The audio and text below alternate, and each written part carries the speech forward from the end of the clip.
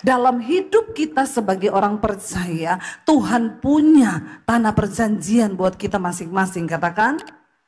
Dan tugas kita adalah berjalan sampai pada tujuan Tuhan dan rencana Tuhan yang sempurna bagi hidup kita. Nah, Alkitab itu tidak pernah berubah. Kita belajar dari Yosua. Pada akhirnya kita tahu bersama Yosua berhasil membawa bangsa itu sampai ke tanah perjanjian. Nah, hari ini mari kita ikuti apa yang menjadi petunjuk Tuhan bagi Yosua. Kita imani itu juga menjadi petunjuk Tuhan buat kita hari ini. Amin, saudara. Dikatakan di sana tadi, hanya kuatkan dan teguhkanlah hatimu dan dengan sungguh-sungguh bertindaklah hati-hati sesuai dengan semua hukum yang telah diajarkan oleh Musa hambaku. Karena dengan berbuat demikian, engkau akan beruntung kemanapun engkau pergi. Waktu kita menjadi orang yang taat, meneguhkan hati untuk terus berjalan dalam firman Tuhan. Ayat ini berkata, kemanapun kita pergi, kita ini menjadi orang yang beruntung. Bukan soal tempatnya, saudara. Ada orang yang bilang, mungkin saya nggak cocok di sini ya ibu ya. Nggak, waktu kau menjadi orang yang melakukan firman Tuhan, dimanapun kau pergi, engkau menjadi orang yang beruntung. Jadi bukan soal rumahmu tusuk sate, amin. Ada orang-orang yang nggak percaya loh, itu karena rumahnya tusuk sate. Saya selalu bilang ini saudara, kalau beli rumah itu cari yang tusuk sate, apalagi yang banyak setan. Itu pasti murah. Iya. Waktu saya mau beli rumah saya di Jakarta, saya tanya beberapa bank, saya mau ambil KPR, rumahnya di sini. Bank survei, enggak bisa Bu, kenapa? Tusuk sate. Saya bilang, kenapa juga Bang ikut-ikutan gak percaya tusuk sate? Bukan begini Bu, karena kalau ibu nggak bisa bayar cicilan, ini kan disita bank. Kami jual rumah tusuk sate itu jarang laku. Jadi kita juga nggak mau beresiko. Ya, saya waktu itu bingung saudara, kenapa ya? Kalau buat saya itu saya percaya yang diberkati Tuhan bukan rumahnya, tapi orangnya. Ya, jadi saya bilang sama Bang, gue tunjukin rumah tusuk sate. Yang penting tanya satenya apa dulu, sate babi atau sate kambing. Itu menurut saya. Jadi bahkan waktu saya mau beli rumah itu, security-nya saya tanya, Pak ini rumah ini ya? Oh itu rumah nggak laku-laku Bu. Kenapa? Ada setannya. Ibu yakin mau beli? Yakin Pak. Ibu berani tinggal situ? Berani. Nanti setannya saya usir, pindah di pos satpam. Satpamnya bilang, astagfirullah ibu. Jangan takut Pak, saya bilang. Setan itu enggak berani tinggal satu rumah dengan orang yang beriman. Setan enggak doyan tinggal satu rumah dengan orang yang rajin melakukan firman. Ya, kalau ada setan tinggal di rumahmu, ya cuma satu saja. Mungkin kau temennya. Itu aja. Ya karena kalau kita beda roh, mana mau setan mau sama orang yang beda server. Setan bilang ini gak satu aliran ya sama kita. Gak betah saya tinggal. Saya tiap hari maunya dia marah-marah, dia suka cita. Amin. Mengerti gak saudara? Kalau ada orang Kristen yang tiap hari lihat setan, dengar suaranya setan, itu saya yakin tuh temennya setan. Bukan soal rumahnya, bukan soal tempatnya. Waktu kau menjadi orang yang berkata, aku akan teguhkan dan kuatkan hatiku untuk taat melakukan semua hukum Tuhan. Maka dimanapun engkau pergi, engkau akan mengalami rancangan keberuntungan. Tepuk tangan buat Tuhan saudara. Ayo, hidupi firman Tuhan. Nurut sama Tuhan, jangan menyimpang ke kanan atau ke kiri. Memang banyak tawaran dunia saudara, yang rasanya ingin membuat kita ini menyimpang ke kanan atau ke kiri. Melakukan ini atau itu, ini kayaknya menggiurkan. Kalau aku ambil ini bisa dapat duit ini. Tapi kalau itu bukan dari Tuhan. Kau tidak akan beruntung hidupmu saudara. Mungkin hari ini kau dapat uang banyak, tapi tiba-tiba anakmu sakit. Kau dapat 500 juta, anakmu berobat 1 M, tombok. Tidak semua orang yang kelihatan berhasil itu beruntung. Tapi orang yang berjalan bersama Tuhan sudah pasti berhasil dan beruntung.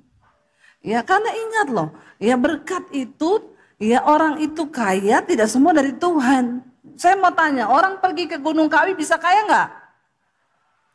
Pengalaman pribadi ya? Kok jawabnya mantap sekali ya? Mungkin bisa maju ke sini bersaksi?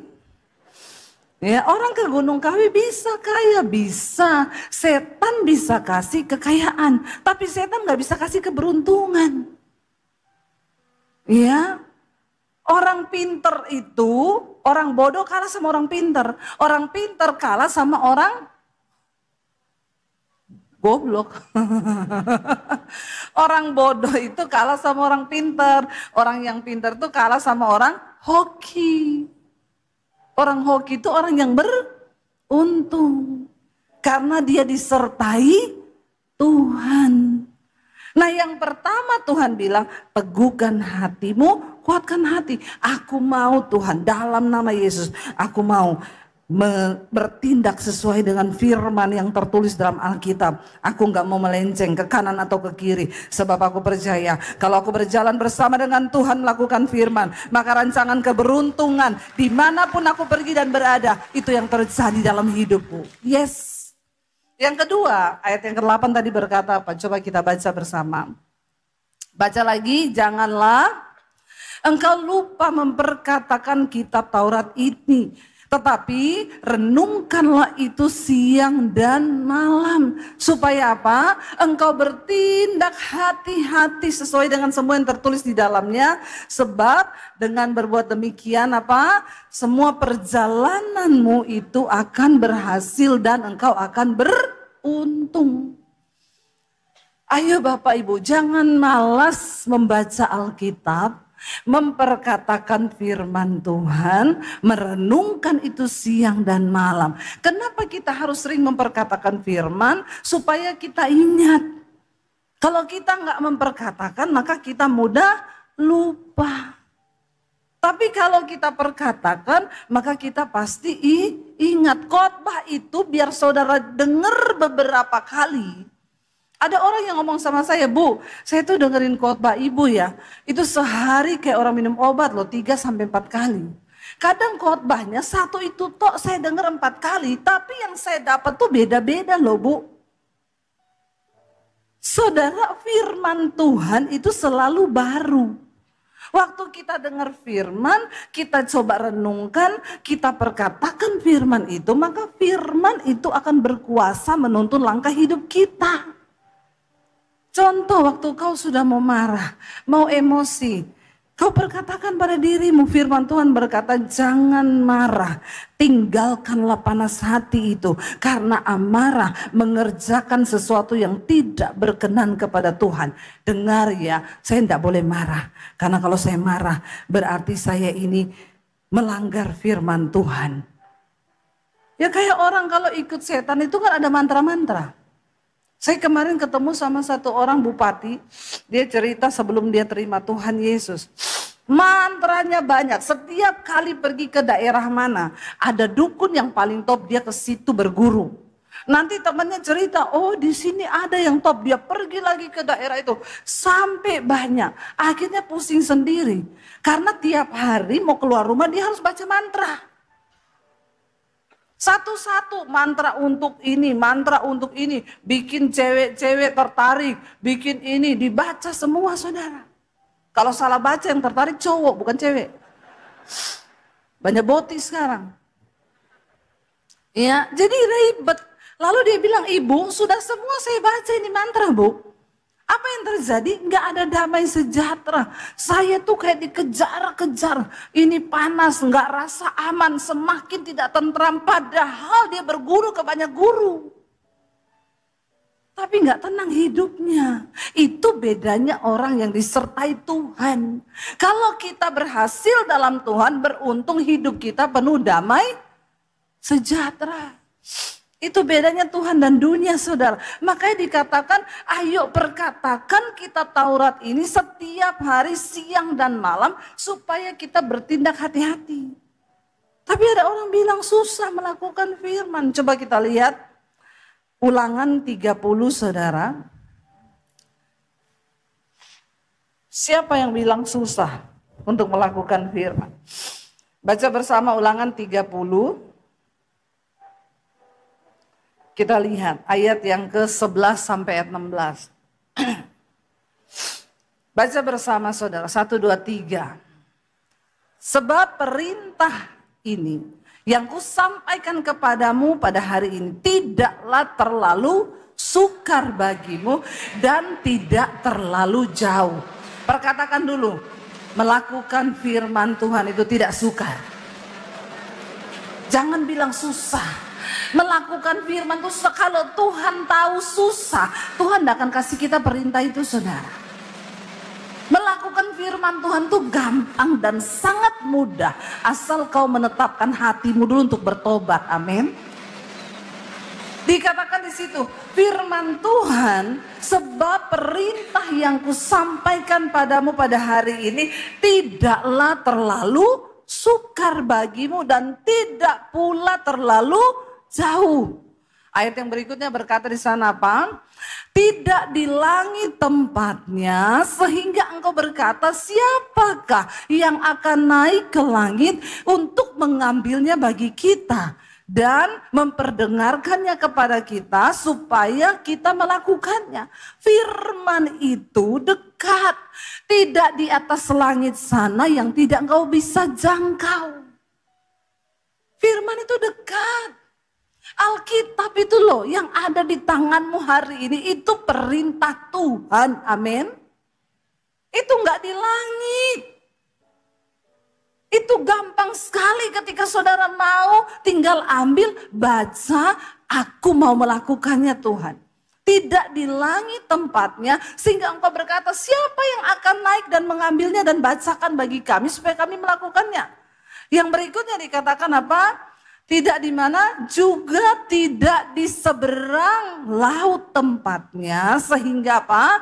Engkau berkata, siapakah yang akan menyeberang ya ke seberang laut untuk apa? Untuk mengambilnya bagi kita dan memperdengarkannya kepada kita supaya kita melakukannya. Sekarang ini udah ada YouTube kalau saudara mau dengar khotbah. Dulu waktu saya bertobat enggak ada YouTube, saudara. Lebih parah lagi, susah bagi saya karena saya nggak boleh baca Alkitab. Kalau ketahuan saya bisa dibantai sama papi saya. Waktu itu saya nggak bisa sembarangan. Itu rasanya firman itu jauh, saudara. Saya kalau baca harus masuk ke toilet tengah malam, sembunyi-sembunyi saya baca Alkitab sambil bercucuran air mata karena takut ketahuan. Saya baca satu demi satu, ada suara pintu, cepat-cepat saya sembunyi itu Alkitab, saya mau taruh di mana setiap hari itu Alkitab pindah tempat. Tapi waktu saya baca, saya renungkan dan saya taruh di hati, firman itu berbuah. Dan melakukan sesuatu yang mujizat ajaib dalam hidup saya. Hidup saya diubahkan. Bahkan sampai hari ini saya melihat Tuhan membuat perjalananku berhasil dan beruntung. Dan itu semua karena firman Tuhan yang berkuasa. Tidak jauh dari hidup kita. Engkau orang Kristen hari ini gak susah. Tinggal buka YouTube, dengar khotbah, tinggal pilih di sana. Ya. Ada channelnya GSJS, ada channelnya Debbie Basir TV. Jangan lupa subscribe. Dan share juga. Saudara tinggal ambil buku Alkitab, saudara baca itu firman. Tapi ya itu masalahnya, bagaimana mungkin membaca saja aku sulit. Kita ini enggak mau dengar. Kita nggak mau pahami, kita nggak mau mengerti, kita nggak mau ikuti, kita nggak mau lakukan. Tidak jauh, saudara, tidak di seberang laut sehingga engkau berkata siapa yang mau menyeberang untuk ambilkan itu dan bacakan bagi kami supaya kami bisa lakukan. Lalu ayat yang berikutnya dikatakan apa di sana? Ya, Ayat yang ke-14. Tetapi firman ini apa? Sangat dekat kepadamu. Ya, ini di mana?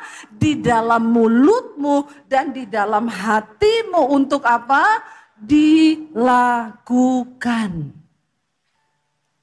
Karena firman Tuhan berkata, Allah itu berkata begini, sesungguhnya Allah itu menuliskan hukum-hukumnya di dalam hati manusia. Jadi sebenarnya dalam hati kita itu sudah ada hukum Tuhan. Saudara nggak usah tanya mencuri itu dosa atau tidak. Hatimu menjawab itu dosa. Kau berantem dengan istri nggak omongan. Sebenarnya hatimu ngomong itu dosa. Kau tahu mana hukum Tuhan yang benar. Kau tahu mana yang bukan hukum Tuhan. Kenapa? Karena firman itu sudah ditulis Tuhan di dalam lubuk hati manusia. Karena itu mau penjahat sejahat apapun, kalau ditanya bunuh itu dosa nggak? Dia bilang dosa. Mencuri itu dosa nggak? Dosa. Dia tahu, semua manusia tahu mana hukum Tuhan, mana kebenaran, mana dosa.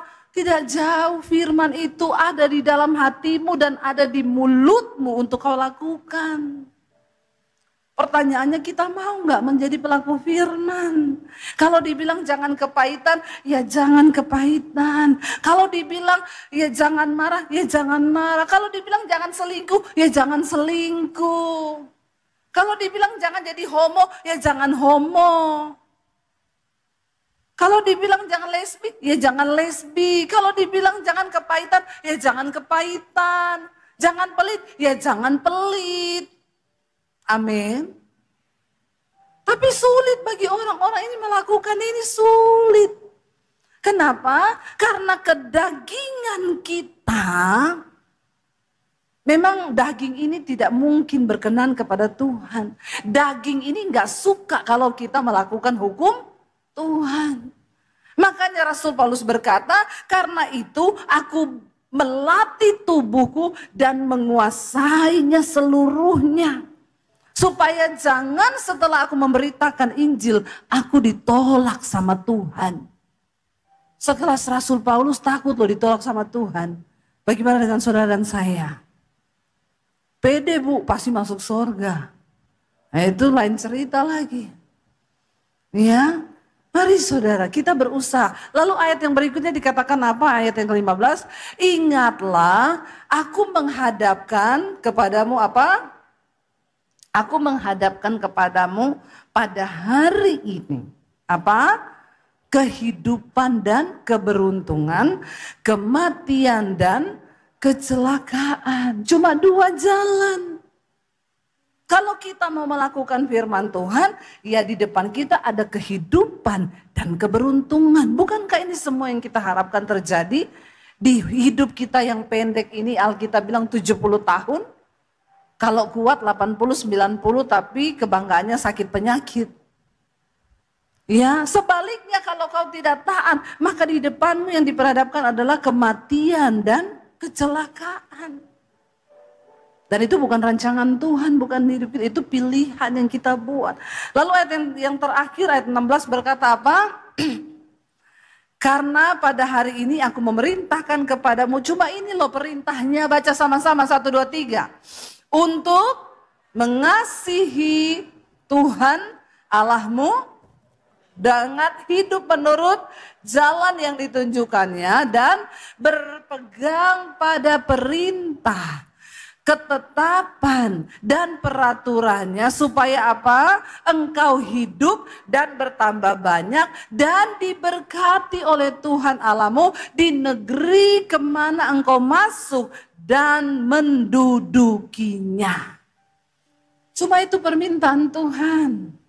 Pada hari ini, ayo kasihi Tuhan Allahmu dengan cara apa? Hidup menurut jalan yang diperintahkan dan berpegang kepada segala perintah, ketetapan dan peraturan yang sudah Tuhan buat. Untuk apa kita jadi Kristen kalau kita nggak berpegang pada firman Tuhan?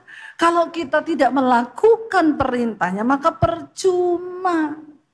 Udah dibilang jangan musuhan, sesama ipar, berdamai. Tetap aja musuhan.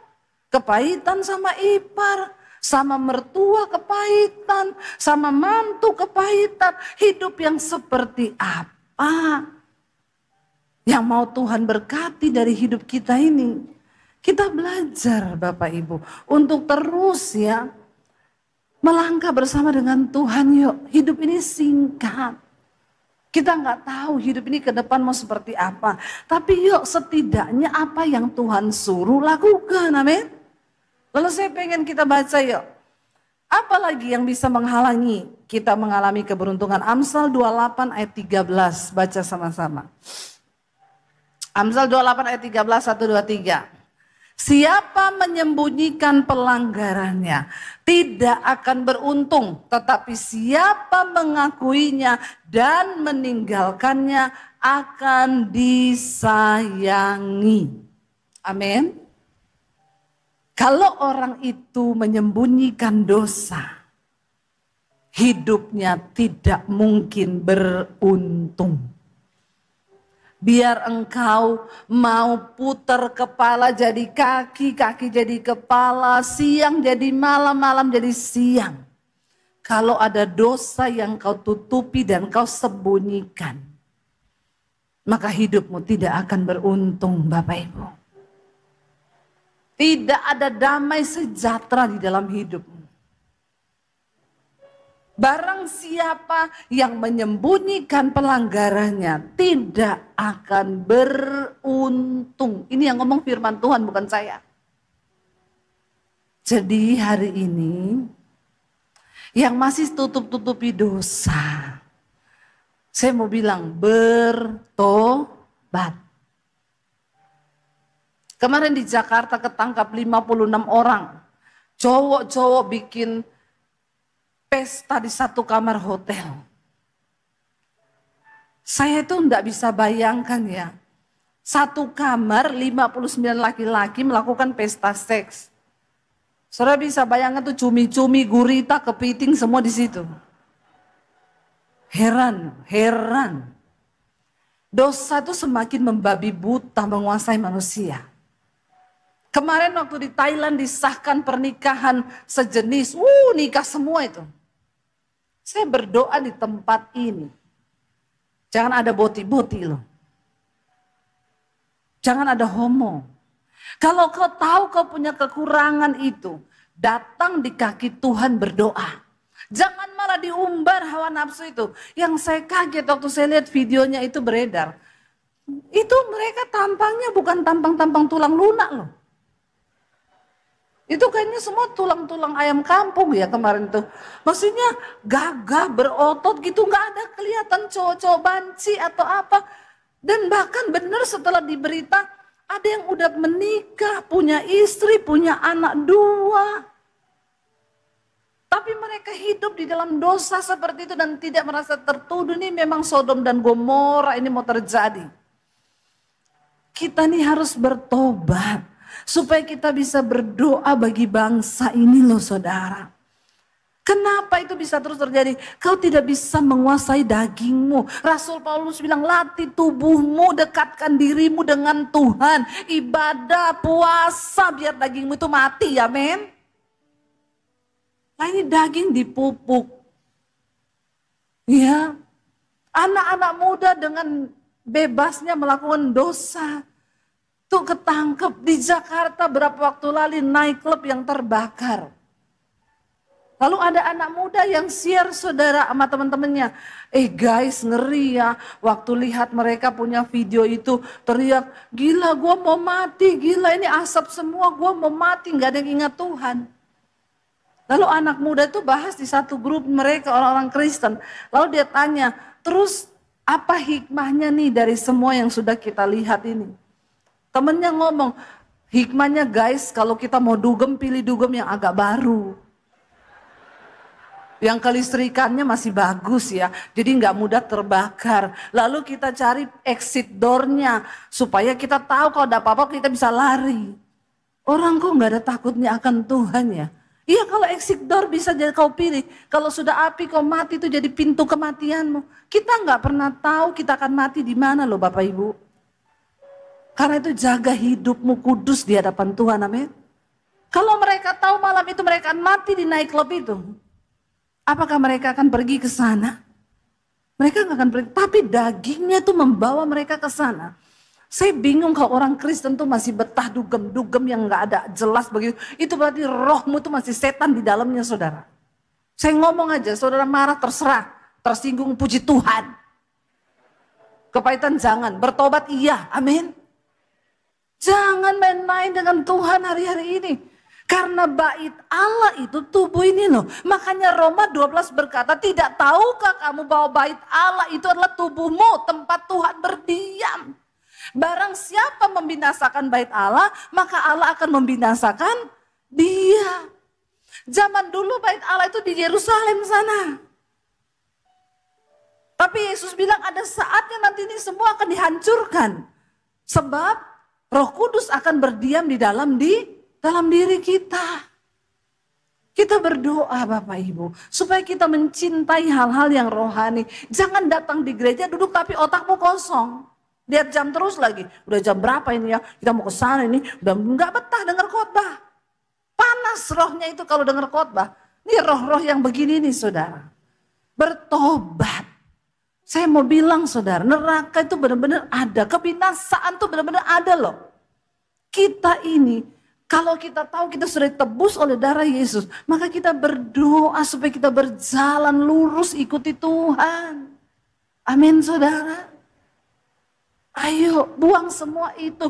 Barang siapa yang menyembunyikan pelanggarannya tidak akan beruntung hidupmu. Tinggalkan dosa.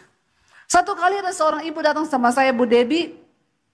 Kami ini menikah sudah hampir 10 tahun. Tapi saya nggak hamil-hamil. Sudah semua pendeta kami minta doakan Bu. Tapi ya mungkin memang Tuhan mau kami nggak punya anak Bu. Sudah di batas menyerah, lalu saya bilang, ibu mau gak saya doakan? Oh enggak usah Bu, kami sudah tidak berharap. Saya bilang kalau Tuhan mau beri, ibu menolak.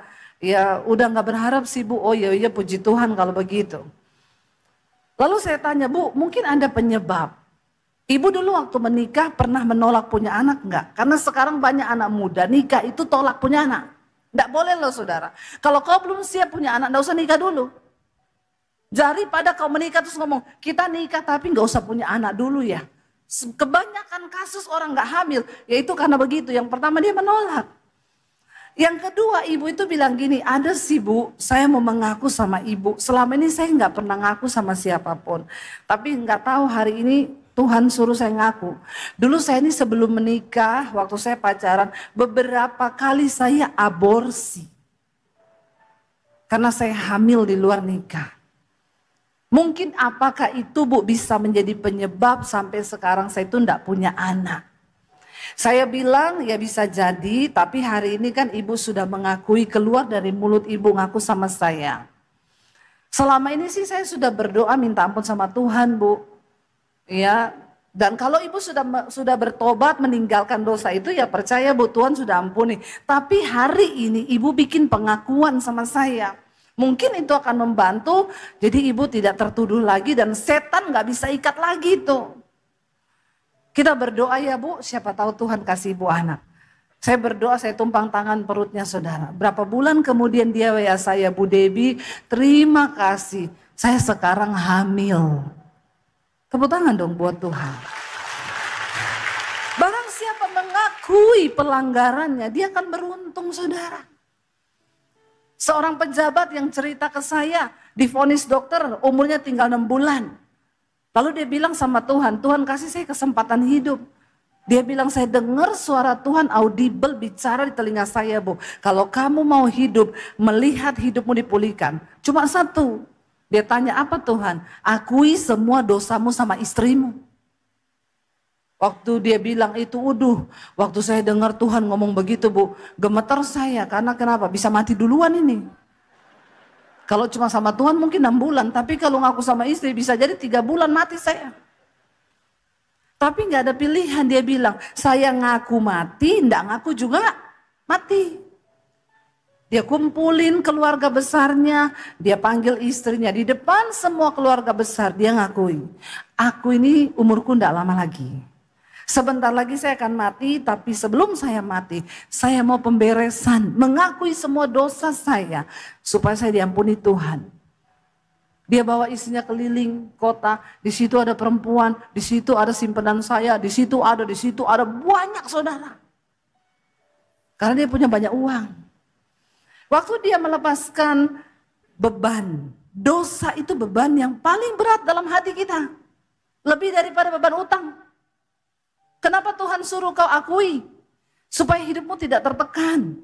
Jangan simpen dosa. Itu akan membuat engkau terkutuk dan iblis akan terus bercokol di situ. Tapi waktu kau lepaskan, engkau ngakui dan engkau keluar dari sana. Wah, itu orang yang paling bahagia di dunia ini. Orang yang tidak menyimpan dosa. Karena kalau kau simpan dosa, jantungmu berpacu cepat. Lebih daripada jatuh tempo itu. Lalu diakui sama istrinya. Ya memang saat itu istrinya nangis terus saudara. Karena tahu betapa bejatnya suamiku. Tapi dia bertobat, mengakui dan meninggalkannya. Tiap hari dengerin khotbah saya di YouTube, baca Alkitab, berubah. Tadinya kalau pulang tengah malam, sekarang jam 5 sore sudah di rumah, nonton YouTube, nonton khotbah, nyanyi lagu-lagu rohani. 6 bulan lewat enggak mati, 1 tahun enggak mati, 2 tahun enggak mati, sampai sekarang enggak mati-mati. Malah Tuhan pakai hidupnya, sekarang dia buka persekutuan. Ya, dia undang semua orang-orang yang berdosa. Dia pengen mereka juga mengenal kebenaran.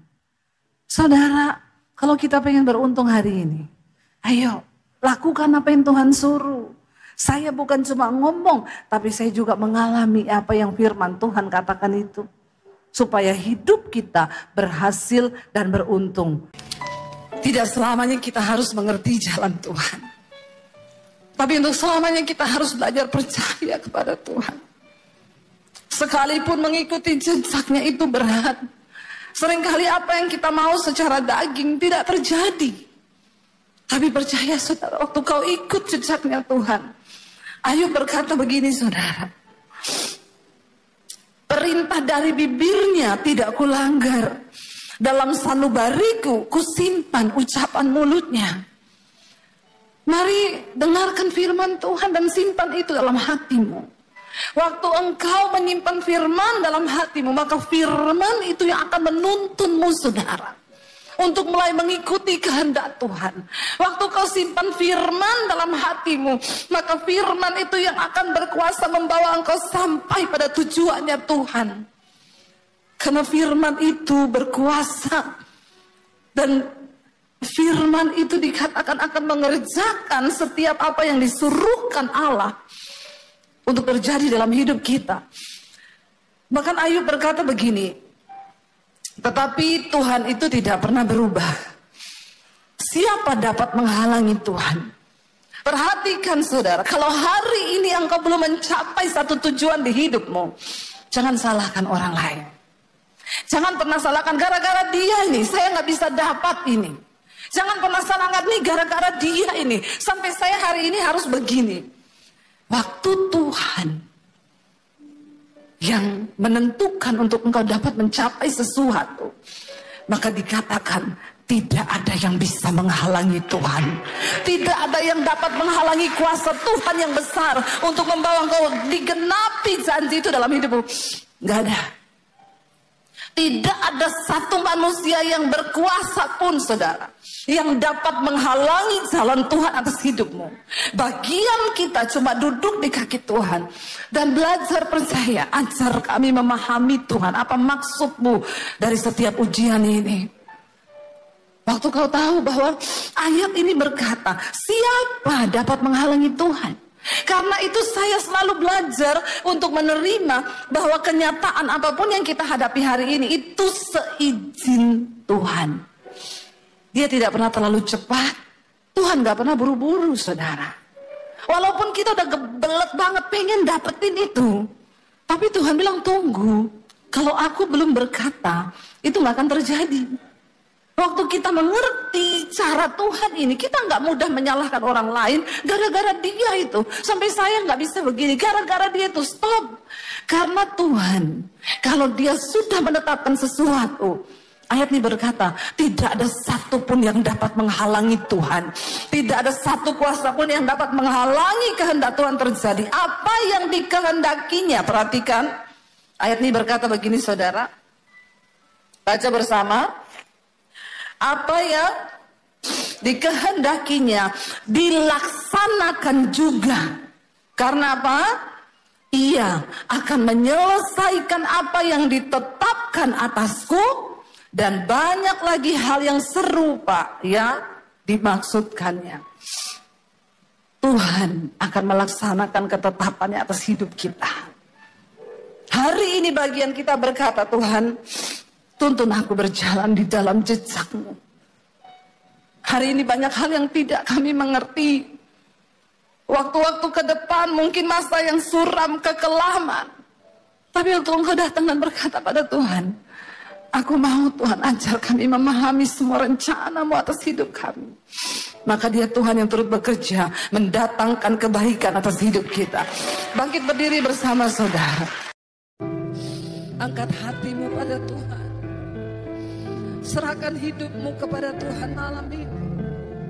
Ini adalah titik balik. Bilang Tuhan, biar malam ini menjadi titik balik hidupku kepada Tuhan. Kami datang Tuhan, memberi hidup kami kepadamu Bapa. Bahwa lidah kami hanya memuji Yesus.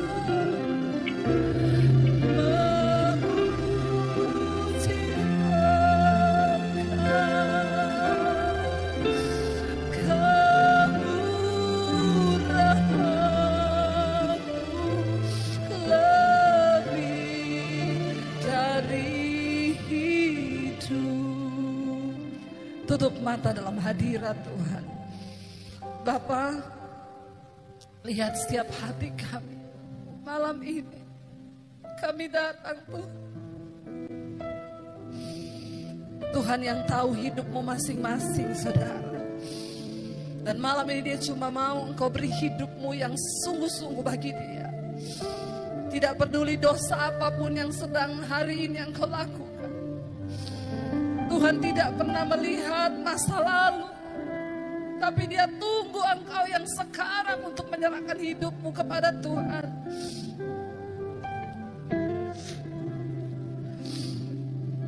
Ini hidup kami Tuhan Yesus. Berapa banyak di antara saudara yang mau sungguh-sungguh menyerahkan hidupmu pada Tuhan? Angkat tanganmu di tempatmu, saya akan berdoa.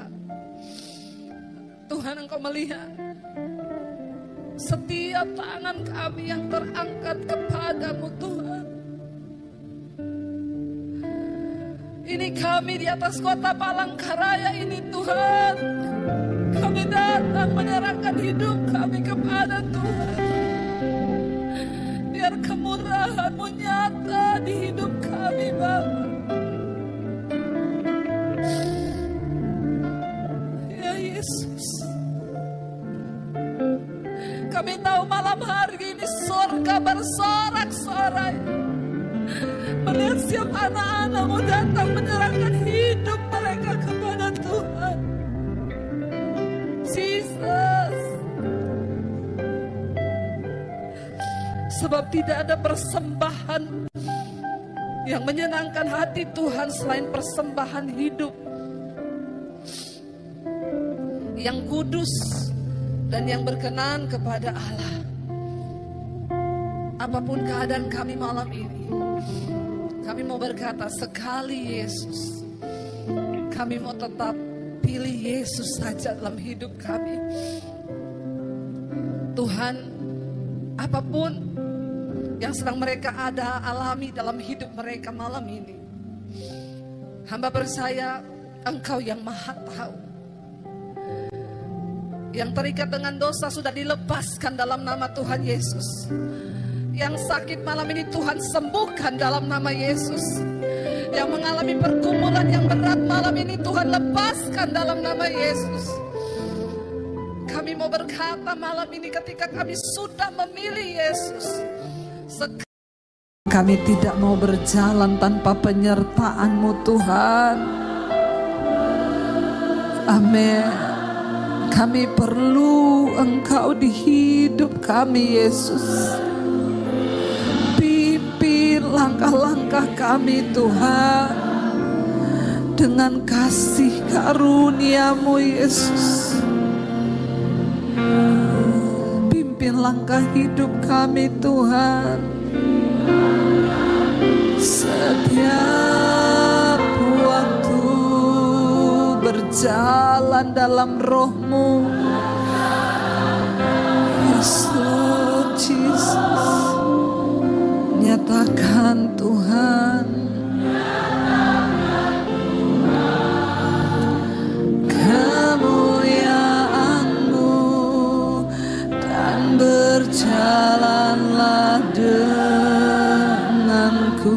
Mari tutup mata dalam hadirat Tuhan saudara. Bilang pada Tuhan, kami perlu Engkau.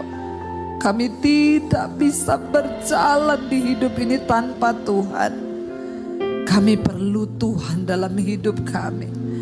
Kami perlu Engkau lebih dari pertolongan-Mu Tuhan. Kami butuh pribadi-Mu hari ini. Pegang tangan kami. Kami mau bertobat hari ini Tuhan. Kami tidak ingin menjadi orang yang keras kepala, yang tegar tengkuk sehingga Tuhan tidak dapat berjalan bersama kami. Kami mau bertobat Tuhan. Kami tanggalkan setiap dosa-dosa kami. Kepahitan, kemarahan, kekhawatiran. Kami tanggalkan setiap kenajisan, persinahan, perselingkuhan, rokok, judi, minuman keras, apapun yang tidak berkenan di mata Tuhan. Kami mau buang itu semua jauh-jauh.